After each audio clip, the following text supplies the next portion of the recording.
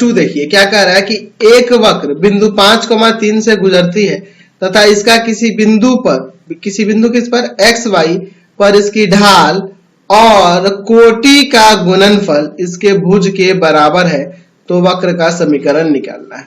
चलिए तो यहां पर हम लोग उसका अवकल समीकरण यहां से प्राप्त कर सकते हैं। क्या कह रहा है कि किसी बिंदु x y पर इसकी ढाल क्या हो जाएगा dy by dx है ना, इनटू में क्या होगा तो कोटि, देख रहे हैं ना क्या कर रहा है, इसकी ढाल बिंदु x y पर इसकी ढाल और कोटि इसका क्या होगा y, दोनों का गुणनफल किसके बराबर है, इसके भुज के बराबर।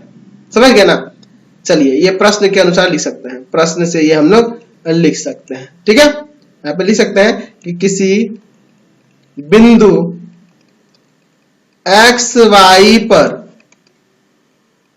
वक्र की ढाल वक्र की स्पर्श रेखा का ढाल हम लोग यहां पे क्या लिख देंगे dy by dx।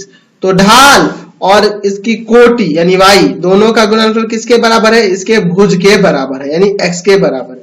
चलो ये dx को उधर ले जाता हूं तो y dy बराबर में हो जाएगा x dx। अब क्या करेंगे, इंटीग्रेट कर देंगे ना, इंटीग्रेटिंग बोथ साइड, दोनों तरफ इसका इंटीग्रेशन कर देते हैं तो क्या हो जाएगा, यहां से इंटीग्रेशन ऑफ y dy बराबर में इंटीग्रेशन ऑफ x dx। तो यहां से आ जाएगा y स्क्वायर बाई 2 और यहां से आ जाएगा x स्क्वायर बाई 2 और प्लस में c यहां लिख सकते। चलिए तो अब आगे सॉल्व कर देते हैं। आप एक काम करो, यह बिंदु दिया है ना, यहां कह रहा है कि वक्र बिंदु 5,3 से गुजरता है।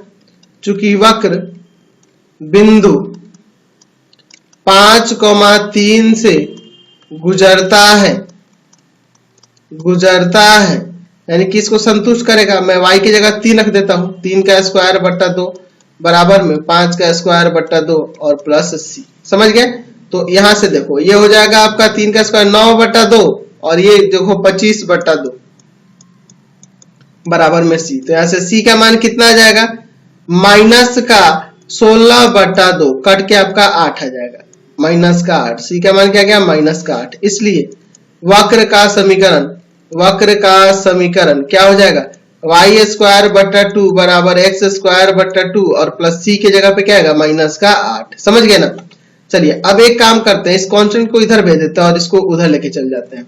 तो क्या हो जाएगा, x square by 2 minus y square by 2 बराबर में 8। एलसीएम ले लेते हैं 2, x square minus y square बराबर में 8। ये जाके उधर गुना करेगा तो x square minus y square बराबर में 16 आपके वक्र का समीकरण हो जाएगा। समझ गए। चलिए अगला